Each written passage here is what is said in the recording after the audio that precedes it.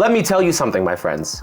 The current version of TOEFL IBT has by far the best writing section we've ever had in the history of TOEFL, which is great. So today we're gonna talk about it. We're gonna talk about how to get the score that I got, which is 29 out of 30 on the most recent attempt that I did, or even better. So if you're ready, let's do this. There are two tasks in the writing section. First is the integrated writing task, and then we have the writing for an academic discussion task, which is incredible. But first, let's start with the integrated writing task. So that one comes first, and it takes about 20 minutes or so. First, you will read a passage about an academic topic for about 3 minutes or so. Then you will hear a short lecture about the same topic. It's going to be related to the same topic, about 2 minutes or so. Then you will be asked to summarize the points in the lecture and explain how they relate to specific points in the reading passage. So you have to connect the reading and the listening about the same topic in your writing. The reading passage will then reappear on your screen, as well as the countdown for the writing section, which will be 20 minutes. Before I get into any advice, just keep an eye on the clock. That was my mistake. I did not. I was just writing, so excited. Oh yeah, I have so much to say about this. No. And then I didn't even have a chance to proofread or edit because I ran out of time. I finished writing, but I just didn't have time to go over it again. So please, don't do what I did. Don't make the same mistakes, and keep an eye on the clock. The second task is the best. It's incredible because it's so short and it's so easy. So the second writing task is your academic discussion task. You will see something that looks like a blog, like your university blog. Then you will see that a professor has posted a question about a topic, and some of your classmates have responded with their takes on it or their ideas. And then you have to write your response to it to contribute to the discussion. And it's not super academic, it's not very formal, it's kind of free-flowing, sort of like a discussion blog on your university website. So you have to refer to what your classmates said, and then give your own opinion or whatever the prompt is asking you to do. And I was blessed to have a conversation with someone who actually works as, the scoring person for this type of task. And here's what they said. It's not a quote, I'm just summarizing what this person said to me. They said, this task is very chill. You don't have to use crazy grammar. You don't need to use sophisticated vocabulary. Your goal is to just contribute to the discussion and just write a good response. That's it. You're writing a comment online. That's what you're doing. And you will have about 10 minutes to complete this task. Super easy, super fast, nothing too crazy. And this one is so good. So now that we talked about what they look like and what they are, let me give you some tips and advice on how to score as high as possible. First, practice typing on the computer without spell check and without autocorrect. This is a big deal. Since TOEFL IBT is on the computer, and if you take the home edition, it's on your own computer, you have to obviously type on the keyboard. But no spell check, no autocorrect, nothing. Literally, you're just left to your own devices.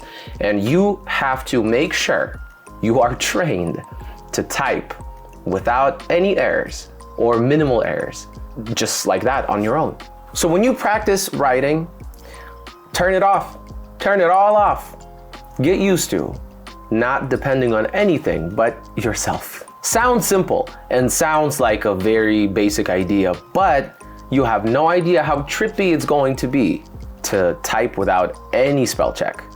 You are going to feel like something is missing, you're gonna feel lost, and you're gonna doubt even the simplest words. So get used to it. And then after you're done, you can proofread, and then you can turn it back on and see what mistakes you made, right? If you use like Google Docs, there are spelling and grammar checks in Google Docs. You can get the Grammarly extension. That one is pretty cool for that. ChatGPT, of course, is always a good tool to sort of put your text into and have it check it for you. Not just blindly correct, but check and explain. So you can ask hey, ChatGPT, you are TOEFL writing section rater. Please provide feedback on my spelling, grammar, word choice, whatever the case may be. And it will do it for you. There's also the virtual writing tutor, the website, virtualwritingtutor.com, which is great for basically just, grammar, punctuation, paraphrasing, vocabulary, and all of that stuff. I'm gonna link everything down below. Number 2, of course, be aware and study how these writing tasks are graded. And of course, learn the templates. The templates are not necessary for the second one, for the academic discussion one, but for your integrated writing task, it's an essay. So you have to structure it in that way. I'm gonna leave a link down below about the official writing section scoring guide. And you will see that raters, the people that score, they focus on 3 main aspects: completeness and accuracy of your content, organization, and language use. So to get a high score in the first category, completeness and accuracy, you have to select only the important information from the lecture, presented clearly and accurately, and explain its relationship to the information in the reading passage. Same goes for accuracy, right? You have to convey important details or ideas from the lecture, and you have to make sure the connection between the listening and the reading is very clear in the way that you present it. And in my new online course, How to Score Over 100 on TOEFL Without Trying Too Hard, I actually show what expressions you need to use to show the relationship between the reading passage and the lecture. I also provide you with templates and basic structures for your essay. You will learn everything you need to know, how to organize everything, and get the highest score possible. And in this course in general, you will learn everything you need to know to really get a high score. You will learn the exam format and its new features and updates, and you will know which tasks to do first, which ones to tackle later, and how to do it. You also learn how to manage your time efficiently and effectively, and discover how to do more tasks within the time frame. You will master all of the necessary techniques for quick exam preparation, ensuring that no exam topic is too difficult for you. You will learn how to read all the tasks quickly, how to take really good notes, locate all the necessary information without trying too hard, and highlight the key points that you need. And you will be able to put all of that learning into practice, lots and lots of practice. So check it out. It's a really good course, and I'm not just saying that because it's mine. I truly believe in it, because if I didn't, I wouldn't even talk about it, to be honest. Check it out. It's already available down below.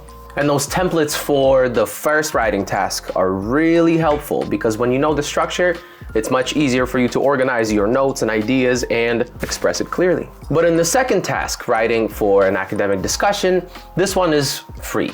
And like I said, they don't really look at your perfect grammar or amazing vocabulary. They just want you to contribute to the discussion and do what you are asked to do. So be sure you actually contribute and add to the discussion. Tip number 3, don't forget, obviously, to work on your grammar and vocabulary. That's a very important part of your written tasks and your responses, right? You have to structure your sentences correctly. You have to have good word choice, and your vocabulary should be consistently correct, accurate, and clear, and appropriate too. Your writing does not have to be perfect to get a really good score, but it does need to be clear, understandable, and organized. And in the integrated writing task, you have to be mindful of not copying too many things word for word from the reading. You want to avoid that. So paraphrasing is also a very important skill, which comes from working on your vocabulary and grammar as well. Tip number 4, make sure you keep working on your note-taking skills. That is one of the most important skills for TOEFL in general, especially here in the first writing task. You have to take notes, right? As you read, take good notes of the main idea, and then note points that support the main idea or provide reasons to doubt the main idea or give examples or just talk more about the main idea. And as you listen for information, more information, examples, explanations, illustrations of this main idea, right? Arguments, problems, solutions, problems. There is going to be that type of relationship between the reading and the lecture that you listen to, which I cover all of that in my online course, How to Score Over 100 on TOEFL Without Trying Too Hard.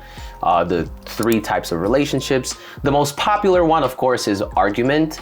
There's going to be some kind of argument, but they do also have problem. So your reading passage, the article states some kind of problem and the lecture provides a solution, or the other way around. But the most popular one that people get the most is your reading will provide some kind of argument and the lecture that you listen to will present counter arguments. And since the reading passage will reappear again as you're writing, you don't need to take extensive notes on the reading, just maybe the main idea briefly, right? But you are expected to write more about the listening passage than the reading, obviously, because it's right in front of your eyes. It's not impressive if you can refer to that. They want you to focus on the listening more and talk about the listening way more than the reading. So your notes are very important here. Tip number 5, use these checklists to analyze your writing and self-evaluate.